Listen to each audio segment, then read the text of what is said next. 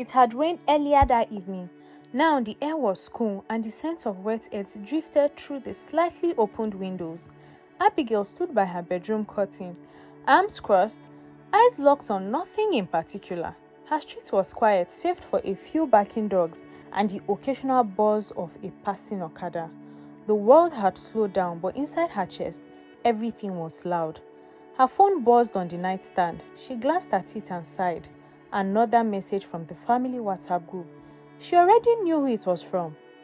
Zainab, big family reunion this Saturday. Bring your partner, so no excuses this year. If you are single, better stay home. Abigail didn't even open the chat. She didn't need to. She could picture the emojis, the fake laughter, the side comments that weren't really jokes, and she could almost hear the family chuckles echoing in real life too. This had become the norm. Her cousins, especially Zainab, found joy in pointing out her singleness, like it was a stain she refused to wash out. The fact that she was financially stable, ran her own interior decor company, and had her own house meant nothing to them, not when she was unmarried. Abigail sat on the bed, rubbing her forehead. Why does it always have to be this way? She muttered under her breath. At 34, she had dated, tried, cried, and moved on. Dated again and waited. Some relationships ended in betrayal. Others simply faded like smoke. After a while, she just focused on building her life. But the pressure never left. Her mother, Gift, had been understanding for years, supportive even, but now she would sigh and say things like, "You know you're not getting any younger, Abby." The worst part wasn't the messages or Zainab's taunts. It was the reunion itself.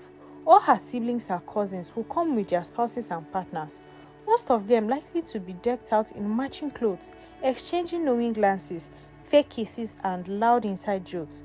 She'd seen it before, watched them clean glasses and make loud declarations of love that rang hollow but still gained applause.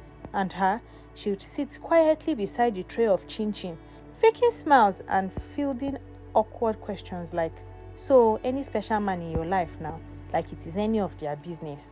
That night, she made a decision, not a wise one perhaps, not a safe one, but it felt necessary. She picked up her phone, opened Google and typed how to hire a fake boyfriend in Lagos.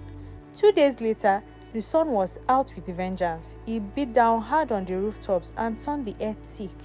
Abigail wiped sweat from her forehead as she stood in the front of a street kiosk. She didn't exactly know what she was doing, only that her cousin's voice kept echoing in her head to bring a man home.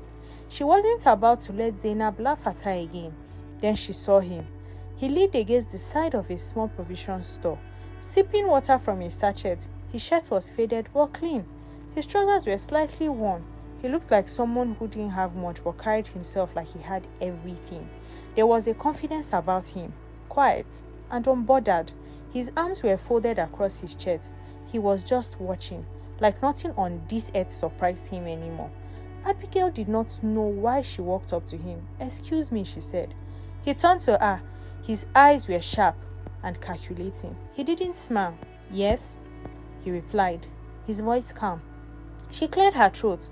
"You don't look like someone who belongs here." He raised an eyebrow. "That's not the most polite thing to say to a stranger." She fumbled for her next words. "I didn't mean it that way. I meant you seem like someone who can play a role." He looked at her now fully. "What kind of role?" "I need someone to pretend to be my fiancé, just for 3 days. One event, you get paid. Silence." He stared. "How much?" 200K up front. Another 300K after." He whistled now. "So much to lie for love." "Not for love," she replied. "For dignity." He chuckled softly. "Fair enough. Will you do it?" He nodded once. "The name is Moses." The next day, Moses arrived at her home. He had a small bag and a curious look in his eye. Abigail didn't waste time. She handed him a stack of freshly ironed native wares. She had spent the evening before shopping for him, buying clothes, shoes, and even cologne. She needed him to be perfect. Her family was nosy, sharp-eyed, and judgmental. They sat together on the couch. "You're a silent investor in a logistic firm," she said, handing him a file. "That's your backstory." He flipped through the documents she had created. "Everything from fake emails to imaginary deals. You really planned all this?" "I've had time," she said. "I've been single for a while." They practiced how they met at a client's wedding. They practiced small jokes, stories. She taught him how to hold her hand like it was second nature, how to touch her back gently when guiding her through the door, how to look at her like she was everything. What if they ask where I proposed? He asked, smirking. She thought for a moment. In a restaurant. No ring. You're traditional. You plan to go to my family soon. He nodded slowly. All right. But the more they practiced, the harder it became to ignore the way his eyes lingered, or how her laugh came out too easily, or how sometimes, even when they weren't rehearsing, they touched. Zainab was the kind of woman who wore judgments like jewelry. Her words were sharp, always dressed in lace and lipstick. And her fiancé, Adams, was the opposite, quiet, observant, walking with a limp caused by an old car accident. They were the perfect mismatch, and yet somehow, Zainab made it seem like she had the perfect life. At the reunion, she was the first to spot Abigail walking in.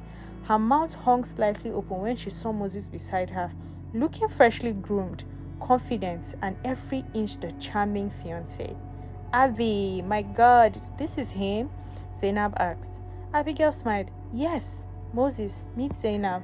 Moses reached out and took Zainab's hand slightly. My pleasure. Zainab recovered quickly, eyes flickering up and down. He's taller than I imagined. They laughed, but underneath a current of competition brewed. The reunion was full of food, laughter, fake hugs, and hidden whispers. Moses blended in perfectly. The uncles loved him. The aunties asked about their wedding plans. He answered every question with grace and just enough mystery to seem impressive. Abigail's mother gift pulled her aside at once. This man looks serious, so are you sure it's all fake? Abigail hesitated. I'm not sure of anything anymore. Meanwhile, Zainab was far from convinced. She watched. She noted the details. She began asking supple questions that didn't feel so subtle. So, Moses, where did you say you schooled again? What state did you say you were from? What was the name of that logistics company? Each time, Moses answered smoothly, but Zainab was taking mental notes. That night in her room, she returned to Adams. I don't buy it. Something is not right. Adams looked at her quietly. Maybe she's just happy. Happy with a man she met 2 months ago. He sighed. Why does it bother you so much? She ignored the question. She was already texting someone. Get me everything on Moses Bello. Background check. I'll pay. Back at Abigail's house, the two of them sat on the couch after a long day. She handed him a drink. You did great today. He looked at her. I meant it when I said I enjoyed being there. She hesitated. You don't have to pretend when we're alone. I'm not pretending. She blinked. Moses leaned in slightly. This was just a job, right? But what if it wasn't? Abigail stood quickly. Don't what? Don't confuse this. It's not real. He stood too. Then why do you look like you want it to be? She stared at him. What failed? She walked away. Zainab paced her room, phone glued to her ear. Banke, did you find anything? The voice on the other end said something that made her stop cold. What do you mean he's not who he says he is? She listened, her smile widened. Oh, Abigail, you picked the wrong person to lie to. Zainab didn't sleep that night. She sat on the edge of the bed, wrapped her satin robe around her. Her phone still warm from the last call. Her source, Banke, had confirmed that what she suspected, Moses Bello wasn't in any official business registry, and there were no tax filings, no LinkedIn profile, no trace of him ever attending the university he claimed. He was a ghost. Zainab didn't have proof yet, but her instincts rarely failed. Something about Moses felt staged. And if there was one thing she hated more than being outshined, it was being lied to. She opened her camera roll and stared at the pictures she took that day. Moses laughing with uncles. Moses opening a bottle of wine. Moses standing beside Abigail like he owned the world. Fake. Too smooth, too ready. She wasn't fooled, and she would make sure no one else was either. Let's see how perfect this fantasy is when it falls apart, she muttered. The morning after, Abigail woke up early, too early. Sleep hadn't come easy, not after the way she and Moses had looked at each other before bed. Too long, too deep. She tried to brush it off, tried to tell herself it was all part of the act, but deep down, something inside her had shifted. Moses was in the kitchen, already dressed in a clean t-shirt and jeans, frying eggs like he belonged in her life. She paused in the hallway, watching him for a moment, the way he hummed softly, the way he moved. The way he made this place, her space, feel warmer. "You're up early," she said, finally walking in. He smiled over his shoulder. "You've got a long day. I figured you needed breakfast." "You didn't have to." "I wanted to." She sat down slowly. "You don't have to be this convincing when no one's watching." Moses served her a plate, sat opposite her and looked her dead in the eye. "What if I'm not acting?" She couldn't look away. She wanted to dismiss it, to roll her eyes, to joke. But she didn't. Instead, she quietly ate the eggs. In another house, Adam stared at himself in the mirror. He'd barely slept. Zainab had been restless, pacing and whispering on the phone all night. She hadn't even bothered to lower her voice when she did. "Let me find out who this Moses guy really is." But Adams wasn't just thinking about Moses. He was thinking about himself and how long he'd allowed Zainab to dim his light. Since his accident 2 years ago, she had become colder, less affectionate, less patient. She spoke to him like he was broken, loved him like it was charity. He still remembered the old Zainab before money, before status consumed her. But now, all she cared about was winning, looking better than everyone, especially Abigail. He picked up his phone, scrolled through old photos, found one of him and Zainab laughing in the rain, soaked but happy. That version of them was long gone. He put the phone down and slowly began packing a small bag. Later that afternoon, Moses accompanied Abigail to a family shopping run. They went to the market together, joking about overpriced onions, navigating aunties and young cousins who kept asking when the wedding would be. On the outside, they were the perfect couple, but Zainab was watching. She followed them at a distance, snapping pictures, recording videos. She was careful not to be seen. This wasn't just about exposing Moses, it was about ruining Abigail's moment. She couldn't stand the way everyone was talking about them all weekend. The family had been whispering, "Have you seen Abigail's fiancé? He's so humble and cultured." Zainab must be jealous for once. Jealous of Abigail. Never. Not in this life. That night, after everyone had gone to bed, Moses stood outside on the balcony staring into the darkness. The cool night air clung to his skin. He hadn't told Abigail everything. Couldn't.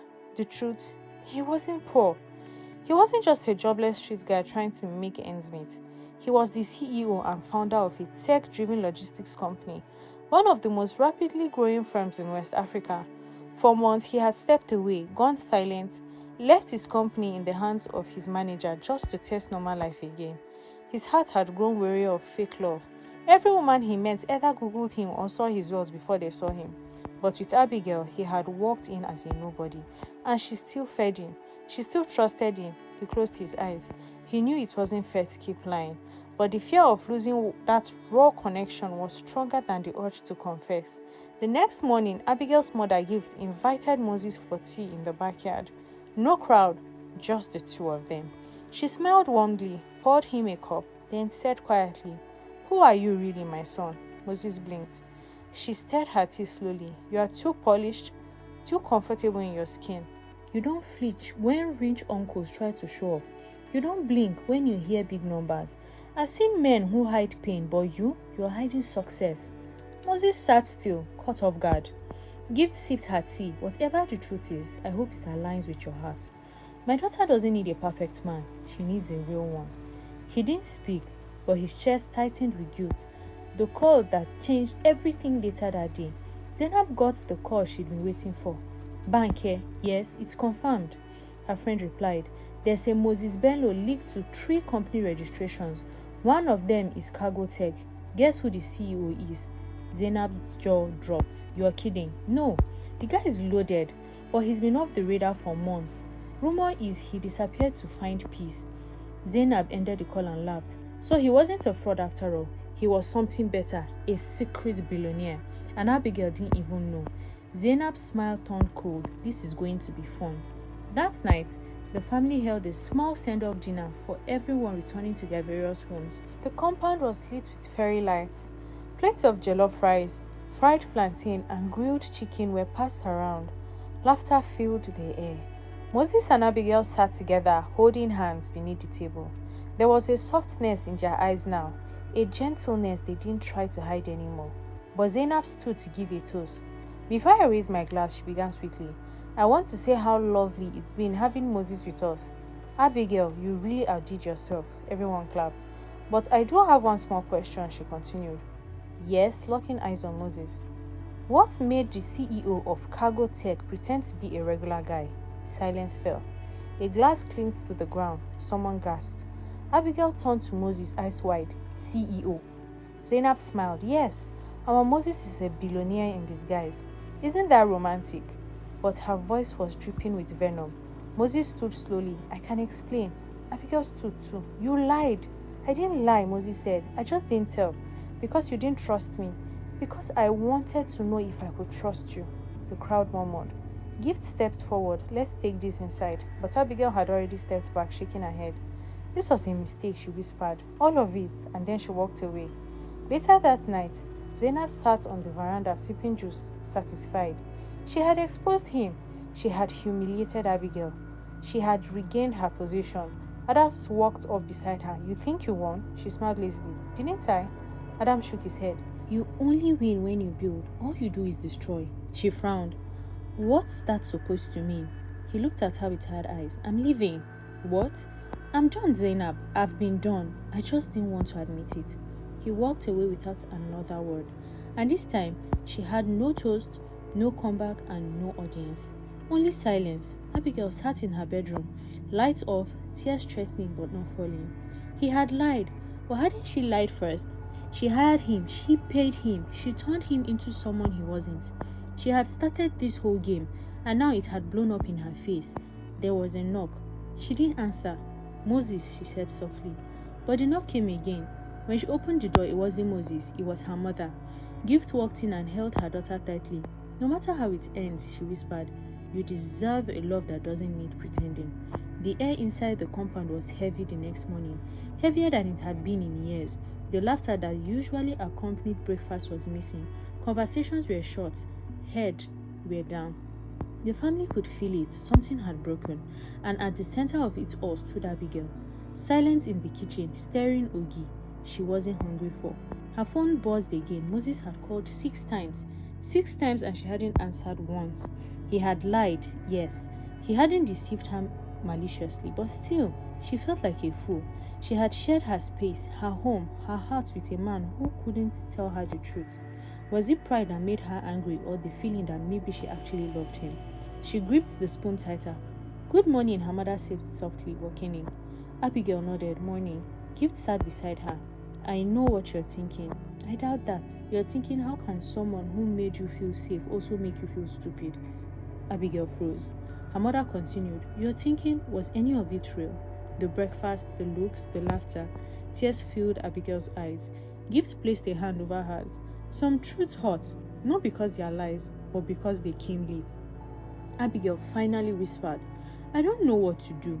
Gift squeezed her hand. Then don't rush. When a heart is cracked, rushing only widens the fracture. Moses sat alone on the bench by a roadside tree, watching the street unfold around him. Children chasing each other with old tires, a woman selling groundnuts, an Okada man arguing over 100 naira. The world was normal, but inside him, chaos brewed. He didn't know what to do either. He had tried calling, tried texting, even showing up at her gate. But the housemaid politely told him, Madam is not seeing visitors. The rejection hurt, not because his pride was wounded, but because this wasn't supposed to happen. He wasn't supposed to fall in love.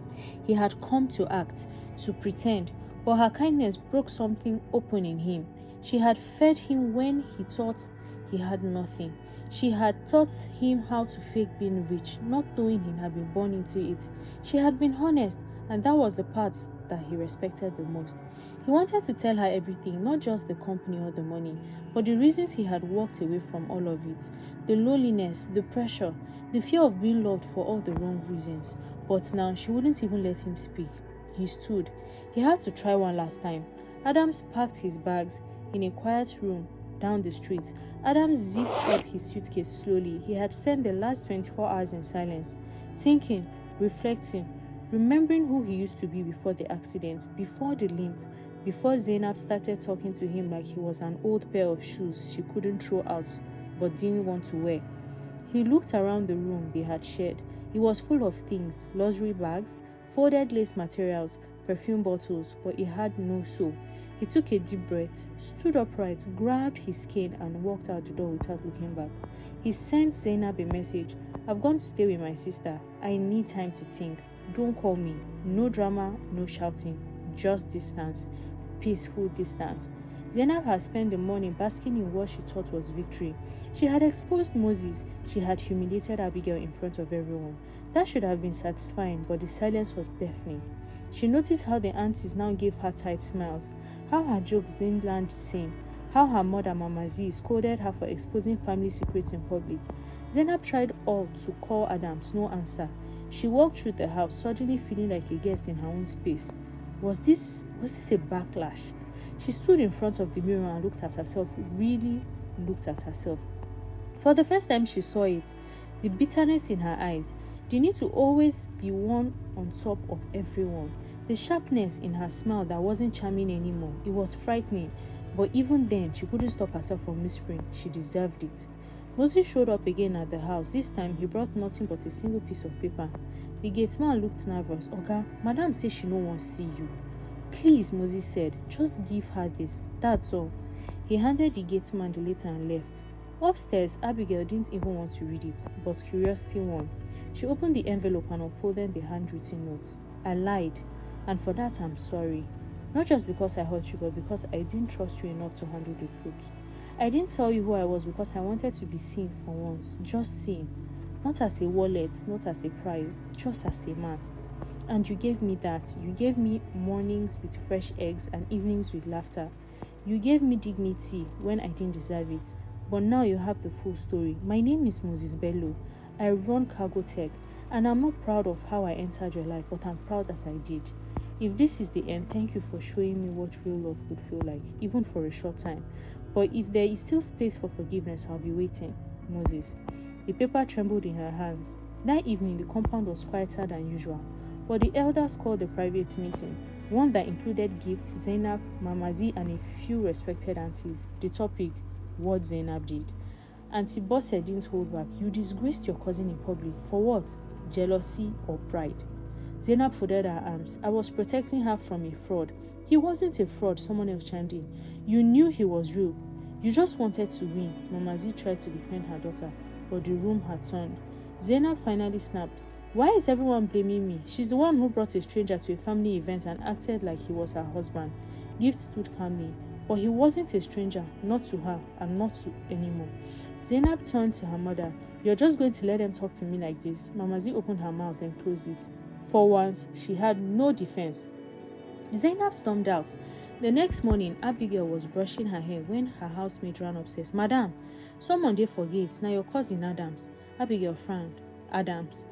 She hadn't seen him since the night of the toast. When she got to the gate, Adams was waiting, suitcase by his side. Eyes tired but clear. I left Zainab, he said, her eyes widened. Why? Because I woke up. She let him in and gave him water. They sat outside under the mango tree. He told her everything, how Zainab changed, how he became a ghost in his own relationship, how watching Abigail and Moses, even in a fake relationship, reminded him what real love looked like. I'm not saying Moses is perfect, Adam said, but he fought to be close to you. He was wrong to lie, but he stayed to fix it. Abigail stared at the cup in her hands. Do you still love him? Adams asked. She didn't answer, but she didn't say no either. That night, Abigail sat on her bed staring at the ceiling. Everything was quiet except for her thoughts. Her phone buzzed. It was a message from Moses. I'll be at the place where we first met. If you want to talk, I'll be there till sunset tomorrow. She stared at it for a long time and then slowly she nodded. The market near Abigail Street was buzzing that Sunday. Car horns, children's laughter, the soft rumble of gospel music from open windows. Life moved on. But inside her room, time stood still. She sat at the edge of the bed, staring at the message Moses had sent her the night before. I'll be at the place where we first met. If you want to talk, I'll be there till sunset tomorrow. That place, the shop front where she had leaned against the rusted wall, water sachets in hand, eyes sharp and unreadable. It suddenly felt like the beginning of everything, not just the lie, but also the truth that followed. She hadn't planned to go. She had rehearsed every reason to delete the message, but now, here she was, getting dressed. Not for him, for herself. She needed to see him one last time to ask, to listen, and to decide. Moses stood beneath the same tree, dressed in a simple shirt and jeans. No guards, No car, no luxury wristwatch, just him. When he saw her walking toward him, he smiled, the kind of smile that carries both hope and fear. "I didn't think you would come," he said quietly. "I almost didn't. Still, you're here." They looked in silence for a while. No rehearsed lines, no act, just them. "I read your letter," she said, "and it made me angry, then confused, then sad, and then hopeful," he asked gently. She didn't answer. "I didn't want to fall for you, Abigail," Moses continued. "This was supposed to be a job, then it became something else. You should have told me who you were, I know." She looked him in the eye. "What do you want from me now?" He took a breath, then reached into his pocket. But it wasn't a ring box, it was a folded, wrinkled piece of paper. The first contract she had given him. The one that said 200,000 now, 300,000 after. He handed it to her. "Tear it." "What?" "Tear it, because this isn't a job anymore, not for me." Abigail stared at the paper. Her hands trembled. Then slowly, with one clean rip, she tore it in two. Elsewhere, Zainab was falling apart. Since Adam's left, she'd been spiraling, skipping meals, lashing out, replaying every moment when the control she had over everyone had started to slip. She stormed into her mother's room. "Mommy, say something," she snapped. "They are acting like I committed murder. I was just protecting the family." Mama Z stayed seated at her vanity. "Quiet. I don't deserve this," Zainab cried. "You deserve the mirror," her mother replied coolly. "What? Look in it. You'll see the real problem." Zainab's hands balled into fists. "So you are taking their side now?" "No," Mama Z said, finally turning. "I'm tired of pretending. Just like Moses stopped pretending, and just like you should have done long ago." Zainab laughed bitterly. "You are calling me fake? I taught you to win. I didn't teach you to destroy." Silence. Then Zainab's voice dropped. "So all this time you knew I was becoming this and you said nothing?" Mama Z stood. "Because I saw myself in you, and I was too proud to stop the circle." That night, they sat together in a room filled with silence, each of them finally realizing how much had been lost to pride. Adam sat on his sister's balcony, watching the sun dip behind rooftops. He hadn't spoken to Zainab in days. His phone was filled with unread messages, but his heart felt lighter. When his sister brought him a plate of yam porridge, he smiled. "I think I'm finally ready to stop surviving and start living," he said. "You'll find someone," she replied. "I don't need someone." She tilted her head. "I need peace." 3 weeks later, the neighborhood buzzed with rumors. Moses Bello, the real Moses Bello, had proposed to that interior designer girl. Wait, that guy was rich. I thought he was a mechanic. No wonder. She was glowing last week. The truth was, the proposal wasn't flashy. It wasn't done at a restaurant or under fireworks. Moses took Abigail to the back of her house near the mango tree and knelt in the soil. No cameras, no crowd, just him and her. And the moment. "I don't need you to forgive me for everything," he said, kneeling. "I just need a chance to make new memories with you. The real me. With you. The real you." Her eyes welled up. He opened a small box. "Not too expensive, not too loud, just perfect." "Yes," she whispered, and for once, no one was pretending. It wasn't about the money. Though the decor, the gown, and the food were top tier, it wasn't about the guests. Though half the neighborhood showed up without invites, it wasn't about the venue. Though the open-air garden set up under hanging lanterns felt like a dream, it was the love. The undeniable love. Moses couldn't stop smiling. Abigail walked down the aisle in a champagne-colored dress, tears slipping down her cheek. Gift wept openly, thanking God for answering a prayer she'd whispered years ago. Adams was there too, dressed sharp, standing tall, clapping louder than anyone. And Zainab, she sat at the back, quiet and alone, just watching. No sneers, no remarks, just eyes full of sorrow she didn't yet know how to heal. But maybe, just maybe, this was her beginning too. When the officiant said you may kiss the bride, it wasn't just a kiss, it was closure. It was redemption, it was real. Moses and Abigail's home was filled with life. The walls were warm with colors she picked. The fridge was full of leftover cake from Moses' surprise birthday party, and the living room echoed with laughter. Not from them, but from a small boy crawling towards his toy, their son. Zainab visited sometimes. She brought baby clothes and said less, and smiled more. Adams, he was traveling the world, photographing down his new passion. Free, home, and gifts. She sat in the corner, her grandchild on her lap whispering, "You see? Some stories start with lies, but the ones that last are built on love.